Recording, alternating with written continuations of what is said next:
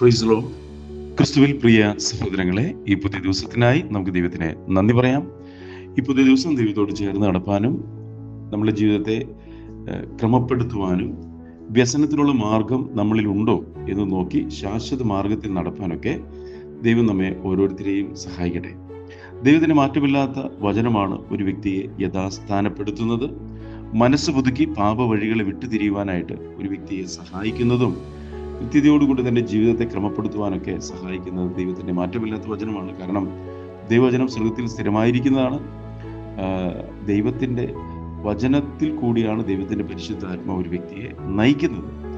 കാരണം സർവ്വലോകം ദുഷ്ടൻ്റെ അധീനതയിൽ കിടക്കുന്നു. പാപത്താൽ മലിനമാക്കപ്പെട്ട ഒരു മനസ്സുകൊണ്ട് ജീവിക്കുന്ന ഒരു വ്യക്തിയെ സംബന്ധിച്ചിടത്തോളം ആ വ്യക്തി തങ്ങളെ കൊണ്ട് തങ്ങളെ തന്നെ അളക്കുന്നവരാണ്. അങ്ങനെയുള്ളൊരു വ്യക്തിക്ക് ഒരു കുറവുള്ളതായിട്ട് തോന്നത്തില്ല. എന്നാൽ ഒരു വീണ്ടും ജനനം പ്രാപിച്ച ഒരു വ്യക്തി യേശുക്രിസ്തുവിൽ വിശ്വസിക്കുന്നതിൽ കൂടിയാണ് ഒരു വ്യക്തിക്ക് വീണ്ടും ജനനം ഉണ്ടാകുന്നത്.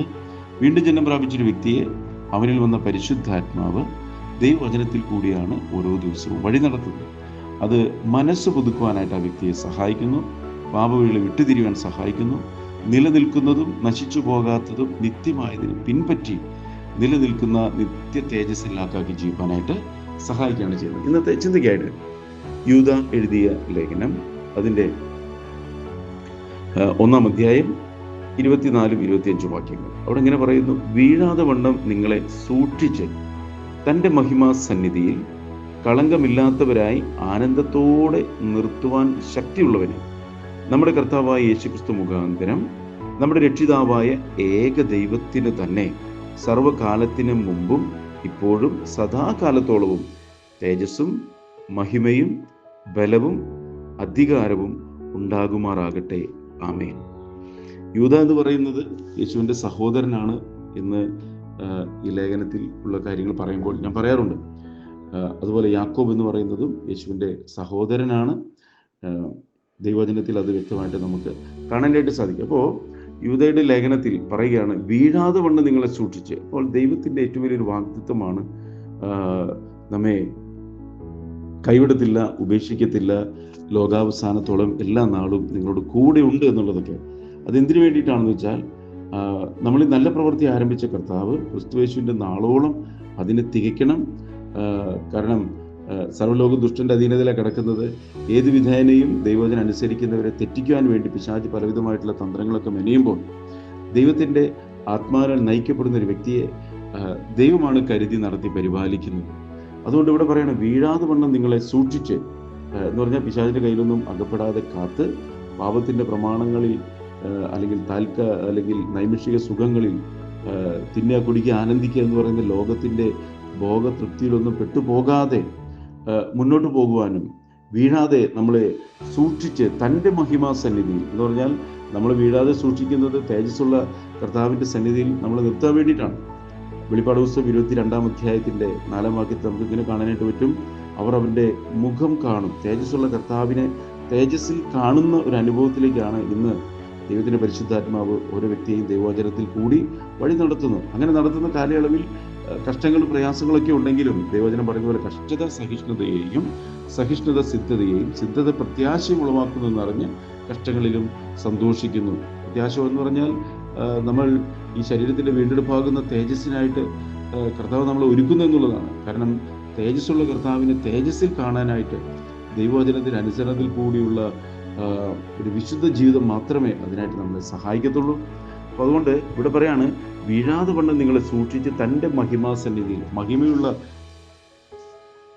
തേജസ്സുള്ള കർത്താവിൻ്റെ സന്നിധിയിൽ, 10,000ങ്ങളിൽ സുന്ദരനായ സൂര്യനെ വെല്ലുന്ന ശോഭയുള്ള ആ കർത്താവിൻ്റെ സന്നിധിയിൽ തേജസ്സോടെ നിൽക്കുന്നൊരു അനുഭവത്തിലേക്കാണ് ദൈവത്തിൻ്റെ പരിശുദ്ധാത്മാവ് നമ്മളെ ഒരുക്കിയെടുക്കുന്നത്.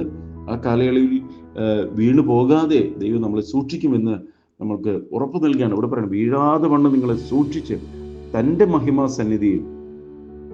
അടുത്തത് കളങ്കമില്ലാത്തവരായി, കറയും ചുളുക്കവും മാലിന്യവും വാട്ടവും ഒന്നുമില്ലാത്തൊരു മണവാട്ടിയെ ചേർപ്പാൻ വേണ്ടിയാണ് കർത്താവ് വരുന്നത് എന്ന് ദൈവവചനത്തിൽ കൂടി നമുക്ക് കാണാനായിട്ട് സാധിക്കും. എന്ന് പറഞ്ഞാൽ നമ്മുടെ അകവും പുറമൊക്കെ ട്രാൻസ്പെറൻ്റ് ആയിട്ടുള്ള ഒരു വ്യക്തിത്വത്തിൻ്റെ ഉടമയായിത്തീരണം. മനസ്സുബുദ്ധിക്ക് നമ്മൾ രൂപാന്തരപ്പെടണം. ദൈവത്തിൻ്റെ ആത്മാവിനെ നയിക്കപ്പെട്ടുകൊണ്ട് പാപത്തിൻ്റെ പ്രമാണമുള്ള നമ്മളുടെ മനസ്സിനെ നമ്മൾ വചനത്തിലേക്ക് നോക്കി വചനത്തിന് അനുസരണത്തിൽ കൂടി മനസ്സിനെ പുതുക്കണം. അങ്ങനെ മനസ്സിനെ പുതുക്കുമ്പോഴാണ് നമ്മൾ കളങ്കമില്ലാത്ത ഒരു വ്യക്തിത്വത്തിന് ഉടമയായിട്ട് തീരുന്നത്. എന്ന് പറഞ്ഞാൽ യേശുവിൻ്റെ അതേ സ്വരൂപത്തോട് നാം അനുരൂപമായി തീരുന്നു എന്നേ പറഞ്ഞതിനർത്ഥം. പുത്രൻ്റെ തനി സ്വരൂപത്തോട് അനുരൂപരായവരെ ചേർപ്പാനാണല്ലോ കർത്താവ് വരുന്നത്. അപ്പോൾ ഇവിടെ പറയാണ് കളങ്കമില്ലാത്തവരായി. അടുത്ത് ആനന്ദത്തോട് നിർത്തുവാൻ എന്ന് പറഞ്ഞാൽ സന്തോഷത്തോടെ. അതുകൊണ്ടാണ് ദൈവവചനം പറയുന്നത് സന്തോഷിപ്പിൻ, എല്ലായ്പ്പോഴും സന്തോഷിപ്പിൻ. ഞാൻ പിന്നെയും പറയുന്നു സന്തോഷിപ്പിൻ. ഈ ലോകത്തുള്ള നമ്മുടെ ജീവിതത്തിൻ്റെ ഓരോ സാഹചര്യങ്ങളുടെ നടുവിലും ഈ ദൈവ തേജസ്സിൻ്റെ വെളിപ്പാട് ലഭിക്കുന്ന ഒരു വ്യക്തിയെ സംബന്ധിച്ചിടത്തോളം അവൻ എല്ലായ്പ്പോഴും സന്തോഷിക്കുന്ന വ്യക്തിത്വത്തിൻ്റെ ഉടമയായിട്ടാണ് ദൈവം ഒരുക്കിയെടുക്കുന്നത്. എന്ന് പറയാം ആനന്ദത്തോടെ നിർത്തുവാൻ ശക്തിയുള്ളവന്. കാരണം കർത്താവ് സർവ്വശക്തനാണ്. കർത്താവ് പറയുന്നുണ്ട് ഞാൻ സർവ്വശക്തനായ ദൈവമല്ലയോ, എന്നാൽ കഴിയാത്ത വല്ല കാര്യവുമുണ്ടോ. അപ്പോൾ നമ്മുടെ ജീവിതത്തിൽ നമ്മൾ പലപ്പോഴും ഭാരപ്പെടുന്ന, വിഷമിക്കുന്ന, ദുഃഖിക്കുന്ന സാഹചര്യങ്ങളുടെ നടുവിലൊക്കെ ദൈവത്തിൻ്റെ മഹത്വം വെളിപ്പെട്ടാൽ ആ സാഹചര്യങ്ങളൊക്കെ മാറ്റുവാൻ ദൈവം മതിയായവനാണ്. തുടർന്ന് പറയാൻ ശക്തിയുള്ളവനെ നമ്മുടെ കർത്താവായ യേശു ക്രിസ്തു മുഖാന്തരം നമ്മുടെ രക്ഷിതാവായ ഏക ദൈവത്തിന് തന്നെ. ഇവിടെ നോക്കും, നമ്മുടെ കർത്താവായ യേശു, നമ്മുടെ രക്ഷിതാവായ ഏക ദൈവം.